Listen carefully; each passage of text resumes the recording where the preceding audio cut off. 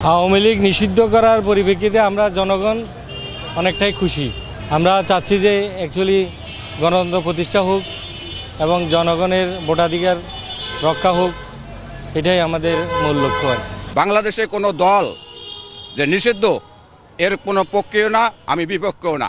তবে আমি এতটুকু জানি, সব দল যখন থাকবে এখানে দলে অপরাধী লোক থাকবে, সেই অপরাধগুলো আপনারা নিষিদ্ধ করতে পারবেন, অপরাধী লোকগুলোকে আপনি ছাঁটাই করতে পারবেন। আর দল যে প্রসঙ্গটা, এই দলটার বিষয় বাদ দেওয়া না দেওয়ার বিষয় কিন্তু আমার মতামতের উপরে নির্ভর করবে না। 5ই আগস্টের পর আমাদের কাছে মনে হয়েছিল ঈদ উল ফিতর, আর আজকে আমাদের কাছে মনে হইতেছে ঈদ উল আজহার মতো, মানে এটাও একটা বড় একটা ঈদের মতো আনন্দ হইতেছে। আওয়ামী লীগের ভিতরে অনেক ভালো লোক আছে, পুরো দল কেন নিষিদ্ধ করলো? আমি একটা কথা বলবো ভাই, দেখেন, এক বালতি দুধ নষ্ট করার জন্য এক বালতি মূত্রের প্রয়োজন হয় না, এক ফোঁটা মূত্রই যথেষ্ট। তো সেখানে আওয়ামী লীগের অধিকাংশ মানুষগুলোই খুন এবং গুমের সাথে জড়িত আছে। সো তাদেরকে পুরো দলটাই ব্যান্ড করে দেওয়াটা আমার মতে যুক্তিযুক্ত মনে হয়। দল নিষিদ্ধ হলে বিএনপিও নিষিদ্ধ হবে, উনিও তো অপরাধ করেছে, তার জিয়ারও মামলা আছে, ওটাও নিষিদ্ধ হোক, আওয়ামী লীগও নিষিদ্ধ হোক। অপরাধী তারিক জিয়ারও আছে, দোষ আছে, শেখ হাসিনারও দোষ আছে, দুজনেরই বিচার হবে এই বাংলার মাটিতে। এটাই আমরা চাই। দল কোনো নিষিদ্ধ হতে পারে না। বেগম খালেদা জিয়ার দল নিষিদ্ধ হতে পারে না, আওয়ামী লীগের দল নিষিদ্ধ হতে পারে না। নতুন নতুন দল এগুলা আসছে মামা, এগুলা আসছে মামা, একটা চক্র মামা, বিদেশি চক্র। কেন নতুন নতুন দল আসবে মামা? আমাদের দেশে আওয়ামী লীগ আছে, জাতীয় পার্টি, জাসদ আছে, এগুলা দল বাদে আবার নতুন দল, আবার কি টাকা খাওয়া চুরি করা বুদ্ধি? না, এটা হইতে পারে না মামা। আওয়ামী লীগ থাকবে, বিএনপিও থাকবে, জনগণ যাকে ভোট দিবে সেই রাজা হবে। আওয়ামী লীগ নিষিদ্ধের আমি পক্ষে না, আমি পক্ষে জন্য শেখ হাসিনা যদি অপরাধ করি থাকে আর ফাঁসি হবে, কিন্তু দল তো নিষিদ্ধ হতে পারে না মামা। আমরা নৌকা মার্কায় ভোট দিই, আমরা কোনো শেখ হাসিনাকে ভোট দিইনি। শেখ মুজিবের আদর্শকে ভালোবাসি, নৌকা মার্কায় ভোট দিই। উনি অপরাধী হলে ওনার ফাঁসি হবে, আরও যদি কেউ অপরাধী তার সঙ্গে জড়িত থাকে তারও ফাঁসি হবে, অপরাধীর বিচার হবে।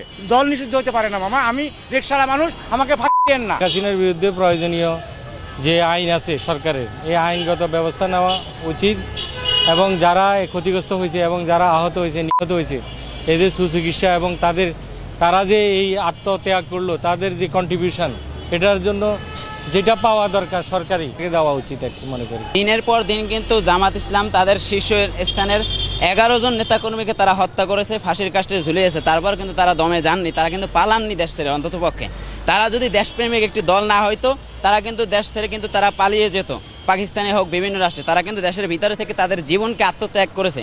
তো সেই দলগুলো কেন থাকবে না আপনি মনে করেন? আমার মনে হয় বিএনপি এবং জামাত তারা বাংলাদেশের রাজনীতি করার দাবিদার। আওয়ামী লীগ যেহেতু তারা পালিয়ে গিয়েছে, যারা পালিয়ে গিয়েছে তারা তো কখনোই একটা দেশের জন্য মঙ্গল হতে পারে না। এবং তাদের নিজেদের ভিতরেই তো মানে আত্মার উপরে তাদের কোনো শক্তি নাই এবং তাদের ভিতরে কোনো সাহস নাই, যার কারণে তারা পালিয়ে গিয়েছে।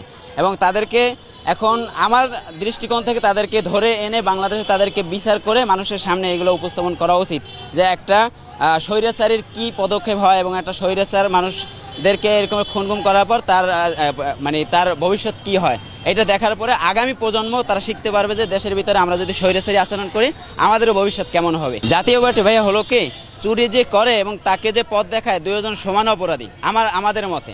সো জাতীয় পার্টি হলো এই যে আওয়ামী লীগ, ওনারা শুধু নিজেদের বলে দেশে এত বড় একটা অরাজকতা তৈরি করতে পারতো না যদি না তাদেরকে বিভিন্ন সময় অন্যান্য রাজনৈতিক দল লজিস্টিক সাপোর্ট না দিত। তো সেইখানে লজিস্টিক সাপোর্ট হিসেবে যত প্রকার সাপোর্ট ছিল তারা সব সময় জাতীয় পার্টি থেকে এগুলো গ্রহণ করেছে। জাতীয় পার্টিও তাদেরকে সেই সাপোর্টগুলো দিয়ে আসছে, যার কারণে তাদের সহকর্মী যে দলগুলো আছে, সমমনা যে দলগুলো আছে, এই সকল দলগুলোকেই আমরা চাইতেছি তাদেরকে বাংলাদেশ থেকে ব্যান্ড করা হোক এবং জনগণের জন্য তাদেরকে আর কি বাংলাদেশ থেকে বিতাড়িত করা হোক।